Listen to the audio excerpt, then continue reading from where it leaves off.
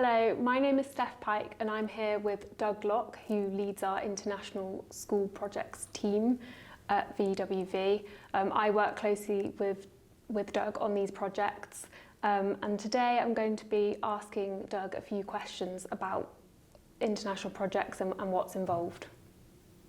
So Doug, what is an international school project and how do they work? Well, the UK school would typically work with one or more international partners to establish a school overseas, and the UK school would contribute its reputation in the form of its name and crest and things, and its educational expertise, and the overseas partner would fund the project and operate the school according to the ethos and the standards of the UK school. And the UK school would have a role in checking whether those standards were being maintained and the ethos was being lived by the overseas school. Why would a school want to do one of these projects? Can you tell me what the benefits are? Yeah, there are a number of benefits. Financial is a big one for most schools. And so the UK school would typically receive some sort of combination of a proportion of the new school's revenue, a proportion of the new school's profits, although beware a project that is just based on a proportion of profits, because profits can be massaged. Minimum annual royalties, importantly, so the UK school has some guarantee of what its income is going to be, regardless of how the new school works out financially. Upfront lump sum payments, so particularly early in the life of the school, and sometimes payments for specific services, although that's reasonably rare in this type of project. But there are lots of non-financial benefits as well. So we had one school that said its primary reason for doing it was the strength of the combined alumni network that this sort of project can result in. And there are also often exchanges of staff and students, sports things and things like that. And the opportunity as well for the two schools to work together on educational projects within the confines of time zones. So we've discussed some of the benefits of doing one of these projects. Are there any disadvantages to a UK school to doing these? Yeah, the risks generally fall into three categories. So reputational risk, financial risk, and distraction. And some time ago, in the early days of this type of project, reputational risk was seen as being the biggie. And that seems to have receded in recent years, largely, I think, because no UK school has really suffered a detriment to its reputation in the home market in the UK. And it's difficult to see the circumstances in which something that happens in a school overseas that is properly dealt with will affect the buying decisions of parents in the UK.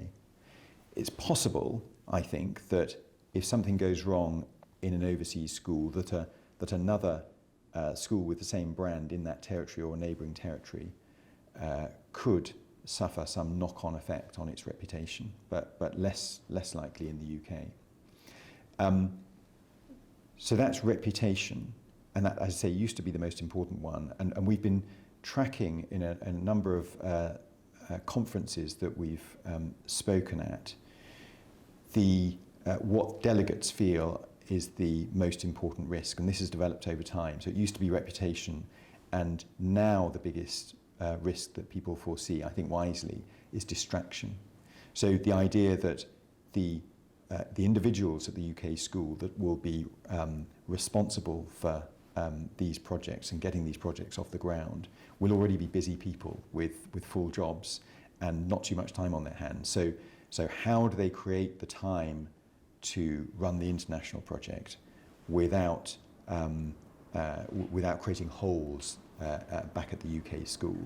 And I think that's a real issue. There's stuff that schools can do to mitigate that risk, and for a lot of schools, that will be a question of at what point do you hire someone specifically to manage the international project or to backfill the role of someone who an internal person who is now running the international project. The third category risk, financial, I think it's important to establish that the primary financial risks in most projects lie with the project partner rather than with the UK school, because it's not part of the UK school's primary role to contribute financially to the project. They shouldn't be contributing financially to the project once the project is up and running. So much more risk for the overseas party. The main financial risk for the UK party is that the revenue stream is simply chopped off. That there's some problem with the project, it comes to an end, and the revenue stream ends. And even then, there are ways of mitigating that risk to make sure that that the UK school should never be severely financially harmed by this type of project. So you've mentioned that there's a sort of limited financial risk to a UK school taking part in this type of project because the project partner should bear most of the cost. Is there any financial cost to a UK school doing this type of project? Yes, in the early stages. So when a UK school is contemplating a project but hasn't signed up to the main binding agreement with the project partner, then there will be legal fees and accounting fees, due diligence fees, potentially trademark registration fees. Now, we would seek to recover these costs, or at least a large part of them, when the first project document is signed. But up until the point when the first project document is signed, then yeah, the school is on the hook for those fees. But in the context of the broader project, which hopefully will last for decades, then most schools see that as being a proportionate cost. Funnily enough, it's one of the reasons why we tend to advise schools to welcome the opportunity to enter into early stage, largely non-binding agreements, so memorandums of understanding, heads of terms, because those are points at which it's possible to get the project partner to contribute to the early stage costs of the project, so that the school isn't left in a position where it's spent a lot of money which it's not been able to recover at the point where they're signing the main binding agreement. Can you tell me what the best territories are for these types of projects, and are there any territories which a school should avoid? Yeah, I suppose the short answer is no, I can't tell you which is the best territory for this type of project, because it's a very, very personal thing for schools as to where the ideal territory for them is, and which ones they would absolutely decide they wouldn't want to go. I think a good strategy for schools is in advance to decide if they have any red lines, if there's a particular territory or territories where it doesn't matter how good the financial deal is, they're just not going there, because that will save time, save them, considering projects where actually they're not going to go.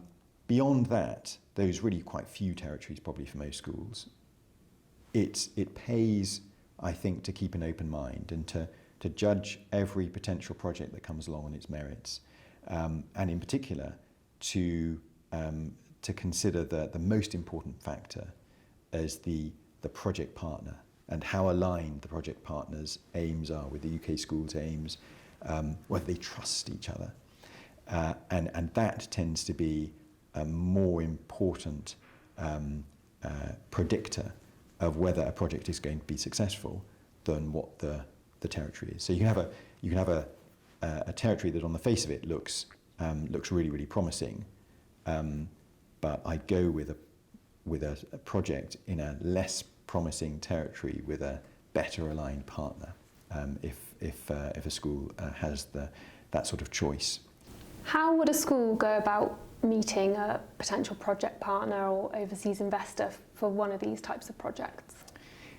It's a good question, which is at the forefront of the minds of lots of schools going into this. To a certain extent, it's luck.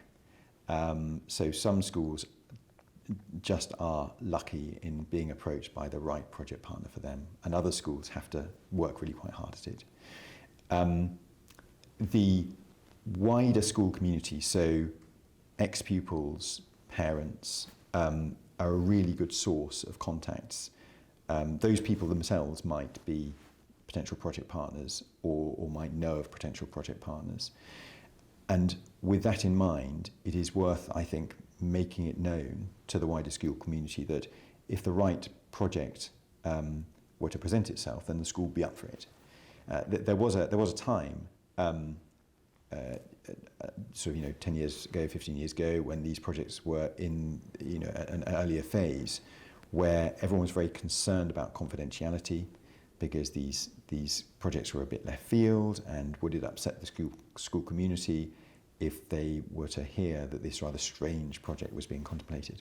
And we're past that now, because so many schools have done it, so many schools have said that they're up for it. So I think it is well worth making clear to the wider school community, if you have a proposal, let's hear it. We'll welcome a conversation about it.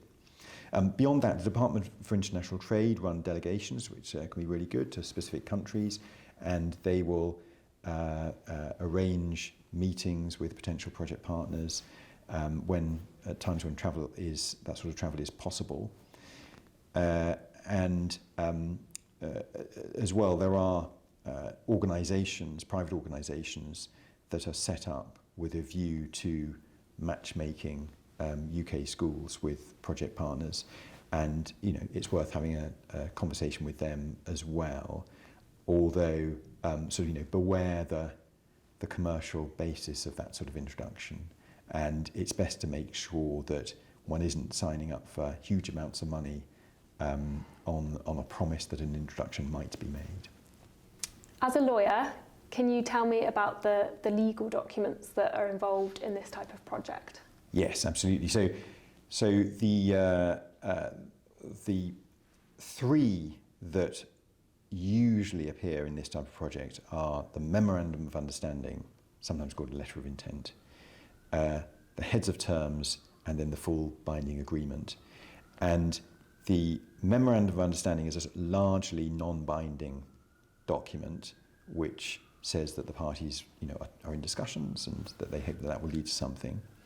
But will also hopefully have legally binding elements to it that will help protect the UK school. So stuff about the Bribery Act and protection of brand and that sort of stuff. Possibly payment of expenses as well at that stage. The big advantage for the project partner, and therefore actually for the project as a whole, including the UK school, of this type of early project, is that it allows them to show that document with the school's signature on it to prospective funders of the project and prospective landlords and governmental regulatory bodies, to say, look, we've got an in-principle signature from a UK school, so that will help progress those conversations and advance the project.